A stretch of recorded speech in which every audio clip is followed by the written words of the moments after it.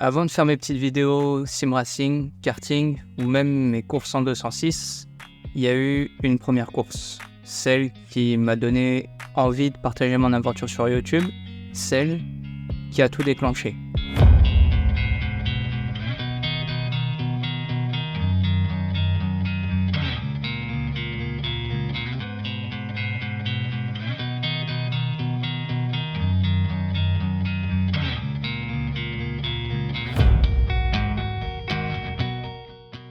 C'est la voiture la plus rapide que j'ai roulée sur le circuit le plus prestigieux où j'ai pu aller. Tout ça pour une course de 4 heures. Ouais, clairement pour une première, ça rigole zéro. Mais avant de te raconter tout ça, laisse-moi replacer un peu le contexte. On est en janvier 2019 sur le circuit club du Paul Ricard pour la sélection du volant GT Drive. Je m'apprête à faire 3 tours chrono sur une Logan Cup. 3 tours chrono où en plus d'être le plus rapide, il faudra être le plus régulier. Parce que celui qui a la meilleure moyenne gagne. On était 240 au départ, mais on n'est plus que 4 à prétendre à la victoire. Le vainqueur gagne le droit de participer à un week-end de course complet, tout frais payé, et je gagne la sélection.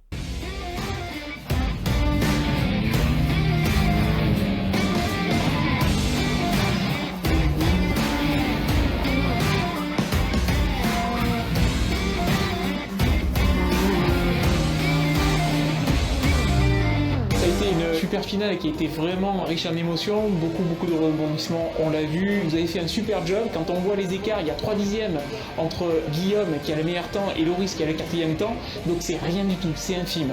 Bravo à vous et surtout, j'ai envie de dire bravo à Guillaume, le vainqueur de ce volant GT Drive 2019. Bravo. À ce moment-là, je réalise pas encore. Je suis tout sourire sur la plus haute marche du podium et la seule personne que je regarde, c'est mon père. On va enfin le faire, c'est un rêve de gosse, et grâce à GT Drive, ce rêve va enfin se concrétiser. On fait une avance rapide de quelques mois dans l'année pour se retrouver en octobre sur le circuit de Magny-Cours. Oui, je vais bien rouler sur ce circuit mythique pour une course de 4 heures en semi-nocturne sur une Ligier JS2R.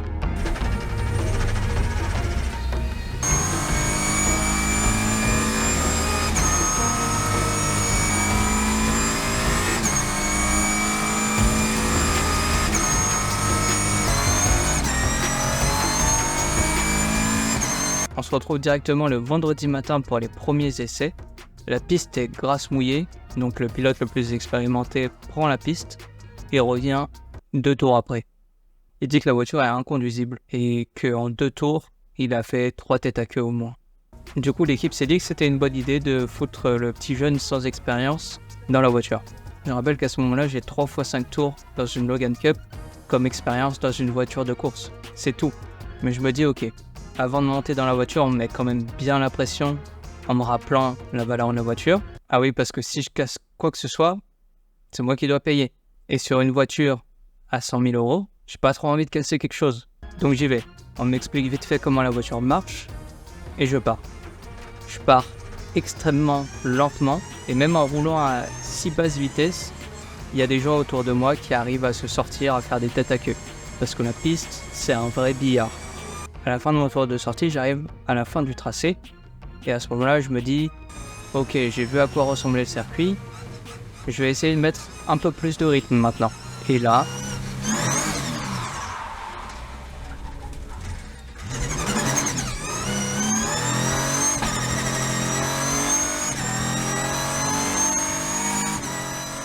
ouais, clairement j'ai eu chaud, mais attends, c'est pas fini, parce que plus tard dans le tour, je fais le même genre de dinguerie.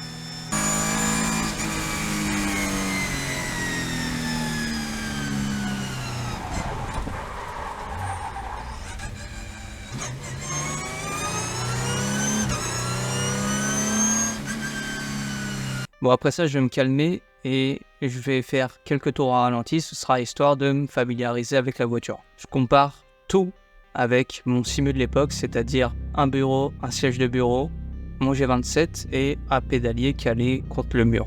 Et honnêtement, j'ai pas été choqué plus que ça. Ce que j'avais à faire comme mouvement, c'était des mouvements qui me paraissaient familiers. C'est pour ça que j'ai réussi à rattraper la voiture, parce que c'est comme si je savais déjà ce qu'il fallait faire pour piloter la voiture. Le retour de force du volant était limite plus léger que ce que j'avais dans mon retour de force de G27. Mais la plus grosse différence, c'était vraiment les pédales, surtout la pédale de frein qui était ultra dure mais ultra précise. Et je pense que durant tout le week-end, j'ai pas réussi à atteindre 100% de pression de freinage, tellement la pédale était dure. La pédale d'accélérateur, elle était plutôt normale jusqu'au moment où il y avait un vide. Et c'est pour ça qu'au début, on voit que j'accélère pas à 100%, tout simplement parce que dès que j'atteignais les 70-80% de la pédale, c'était mou. Mais au final, je m'y suis fait. C'était un peu chelou au début, mais je m'y suis fait. La journée passe, je fais mes premiers tours sur le sec, je prends mes repères avec la voiture, je prends mes repères avec le circuit. Et en termes de chrono à la fin de la première journée, je suis très loin de ce que peut faire la voiture. Mais c'est ma toute première fois dans une vraie voiture de course, avec 45 autres voitures en piste, donc je m'inquiète pas. On regarde les vidéos et on voit où je peux m'améliorer. Les deux principaux axes d'amélioration sont le freinage en premier. Je freine pas assez fort, faut vraiment que je me force à taper dans les freins pour ralentir la voiture. Et le deuxième point, c'est faire confiance à la voiture, faire confiance au grip, à l'adhérence qu'a la voiture. Surtout dans les virages rapides, j'ai énormément de mal à faire confiance à la voiture, à la laisser vivre, parce que je conduis trop crispé. Il y a aussi un truc assez nouveau que j'avais pas l'habitude de ressentir, c'est les forces G. Dans mon simu, forcément, ça bouge pas, donc il n'y a pas de force G. Mais dans une voiture, même à basse vitesse, il y a des forces G. Et du coup, il faut que je trouve un moyen de bien maintenir mon corps dans le baquet, mais surtout maintenir ma tête. Le lendemain, c'est le samedi et c'est jour de qualif et jour de course. La qualif est le matin et la course est à 17h. Pour la qualif, on fait rouler le pilote le plus rapide et moi. Mon équipier fait un temps à 1,55. À ce moment-là, je me dis, ok, c'est le chrono de référence, c'est le chrono à aller chercher. Mais avant de monter dans la voiture, on calme mes ardeurs, on me dit d'y aller tranquille, de pas casser la voiture, que j'ai rien à prouver, etc., etc. Et c'est un truc qui est un peu revenu tout le week-end. À chaque fois que je montais dans la voiture, on me disait la même chose, ramène la voiture, vas-y tranquille, casse pas la voiture. Et avec le recul aujourd'hui, j'aurais dû m'énerver, claquer un temps et montrer de quoi j'étais capable. Mais vu que c'est ma première course, que la voiture coûte 100 000 balles, que je connais rien à ce monde, j'écoute les consignes. Et je vais être honnête avec toi, c'est pour ça que j'ai pas partagé ce week-end de course avant, parce que j'ai pas su profiter à 100% de cette course. Et je me sentais limite coupable de pas avoir totalement profité de cette opportunité unique que j'avais gagnée, que beaucoup de personnes auraient aimé faire à ma place, parce que justement j'avais pas assez de force de caractère pour dire non, je pilote comme j'ai envie et aussi rapidement que je le souhaite. J'avais pas la confiance nécessaire pour tenir tête à l'équipe et leur dire non, moi je fais comme ci, je fais comme ça. Et attention, je suis pas en train de dire que c'est la faute de l'équipe. Quand tu vois un petit jeune débarquer avec comme seule expérience du simulateur, ça inspire pas réellement confiance. Surtout que c'était avant le Covid. Avant le Covid, personne faisait du simu. C'était pas à la mode le sim racing. Donc forcément, il y avait des craintes entre guillemets. Donc j'ai écouté les consignes et j'y suis allé sur la réserve.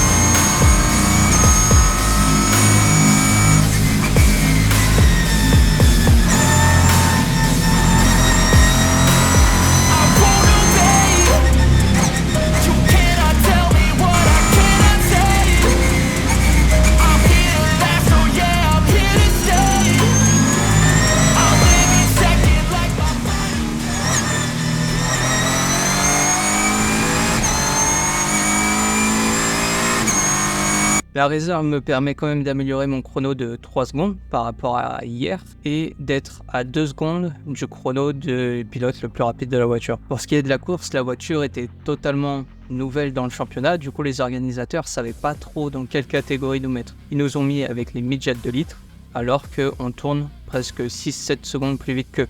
Clairement, l'objectif pour moi, c'était de rouler, prendre de l'expérience, améliorer mes chronos au fur et à mesure et surtout m'amuser. La course en soi a rien de bien intéressant. On a eu des problèmes de frein qui nous ont arrêtés pendant 1 heure et j'ai roulé bien plus que prévu. J'ai fait presque 2 heures de course et ça, c'était bien cool. J'ai pu rouler de jour comme de nuit et avec quelques batailles sur la fin, mais malheureusement, j'ai pas les images. Et j'ai aussi pu améliorer mon chrono d'environ 1 seconde 5, donc ça me met à 5 dixièmes du chrono du meilleur de la voiture. Donc ça aussi, c'était sympa. C'était ma première course et c'était une expérience unique. Malgré tout, j'en garde un souvenir bizarre. D'un côté, je suis hyper heureux d'avoir pu vivre ça, cette expérience unique, de découvrir comment le sport auto fonctionnait, comment un week-end de course fonctionnait en tant que pilote, en tant qu'équipe. Mais d'un autre côté, j'en garde un goût amer parce que j'ai pas été capable de rouler à mes 100%. Je débutais et c'était peut-être trop gros pour une première. Directement, on a mis pas mal de pression sur mes épaules alors que moi, je venais juste pour rouler et kiffer mon week-end. J'avais peut-être pas les épaules justement pour conduire une voiture aussi chère avec autant de valeur pour une première course. Mais c'est ce qui m'a donné l'envie de continuer. Ça m'a donné l'envie de continuer de faire la course. Mais cette fois, je voulais commencer par la porte d'entrée et prouver que je pouvais être bon, le prouver aux autres, mais aussi à moi-même.